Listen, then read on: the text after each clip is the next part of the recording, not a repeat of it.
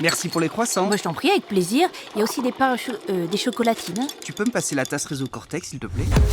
Réseau Cortex by Adoc, c'est le réseau des experts de l'entrepreneuriat en Occitanie. Il fédère les acteurs qui accompagnent celles et ceux qui souhaitent créer, reprendre ou transmettre une entreprise. Car devenir entrepreneur, ça n'est pas toujours simple. Et ce n'est pas moi qui le dis. Bonjour, merci d'être venu, bienvenue, merci d'avoir bien voulu témoigner. Donc déjà, est-ce que vous pouvez vous présenter, vous et votre activité? Je m'appelle Margot Malo, j'ai 29 ans et j'ai créé la Truck Experience. C'est un camion intégralement aménagé comme un escape game en fait. Et je me déplace directement avec ce camion en entreprise pour créer de l'animation et créer de la cohésion d'équipe, etc., etc. En fait, on fait des événements pro et privés, entre guillemets. Donc, soit on est en entreprise et là, on va travailler sur la cohésion d'équipe. Et sinon, en effet, on va sur des événements de particuliers, comme des mariages. On va venir animer, par exemple, un vin d'honneur. Donc, j'enferme les gens. Je les enferme pas vraiment, mais en tout cas, ils rentrent dans le camion, je ferme la porte derrière eux. Et moi, je suis à l'extérieur et j'ai un écran qui me permet de les voir et de les entendre à l'intérieur. Et ça me permet de les guider si besoin, s'il y a besoin d'indices, etc. De les guider pour qu'à l'intérieur, pour eux, ce soit le plus fluide possible, qu'ils s'amusent et qu'ils réussissent à avancer dans l'expérience. C'est pas commun comme projet, comme structure. Comment vous est venue l'idée? Quand j'ai quitté mon emploi de l'époque, je me suis dit, bon, mais qu'est-ce que j'aime faire et qu'est-ce que je sais faire? Donc, je savais travailler un petit peu dans l'événementiel et ce que j'adorais par-dessus tout, c'était l'escape game. Donc, du coup, je me suis penchée là-dessus en me disant comment on peut faire vivre cette expérience exceptionnelle qu'est l'escape game en lui-même sur un événement pour faire en sorte que cet événement soit un moment inoubliable. Entre le moment où je me suis dit j'arrête le salariat et je vais lancer mon escape game et le moment où j'ai commencé concrètement à bûcher, entre guillemets, à écrire mon concept, déjà il s'est passé 10 mois. Au bout de 10 mois, j'ai décidé vraiment d'arrêter de travailler sur ce que je faisais avant et là je me suis posée, j'ai commencé à écrire. Et donc toutes les belles idées que j'avais dans la tête, je savais qu'à un moment donné, il allait falloir que je les explique. Et donc du coup, je me suis dit, il va falloir que j'écrive ce qu'on appelle vulgairement un business plan.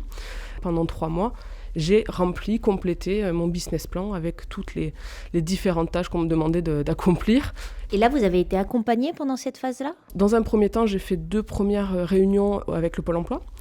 Et puis suite à ça, j'ai été rappelée par un organisme qui s'appelle BGE.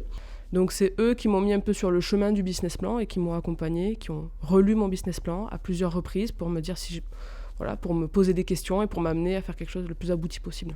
Et le deuxième accompagnement que j'ai eu, j'ai été accompagnée par un mentor.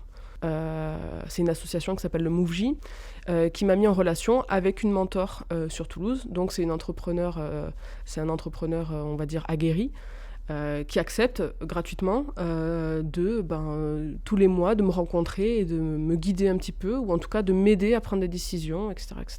Vous avez eu d'autres financements, des aides? Alors non, j'aurais pu, mais c'est arrivé tardivement en fait dans ma réflexion. Et souvent ça passe en commission et parfois c'est un peu long. Et mon regret, c'est de ne pas m'y être prise suffisamment en avance. J'aurais pu avoir quelques aides qui auraient pu être vraiment intéressantes. Du coup, je me suis dit, tant pis, j'avance comme ça et voilà. Mais j'ai eu le droit à des aides là maintenant. C'est-à-dire 1 an après, là maintenant, j'ai des aides. Et là, par contre, je m'y prends en avance. Et donc, ça me permet de pouvoir bénéficier de certaines aides. C'est l'ADI qui propose des prêts pour les jeunes entrepreneurs. Et en plus, là, avant la fin de l'année, ils font des primes aussi qui sont reversées, je pense, par l'État, si j'ai bien compris le principe.